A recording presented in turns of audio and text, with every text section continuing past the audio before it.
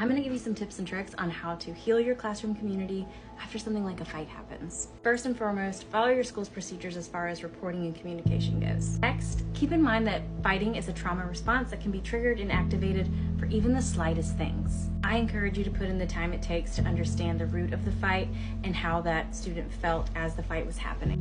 It's also important to remind that student that you don't think less of them because the fight happened. Trauma responses are automatic and not easily controlled by the person. Next, you need to put in the time to speak to your class and heal that wound that is in your classroom community.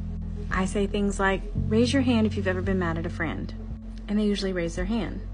And then I say, raise your hand if you're still friends with that person today. And they almost always raise their hand. So then I go into talking to them about how we are having a moment of weakness within our community. And when people are having a moment of weakness, they often just need that time to take a break and find some space.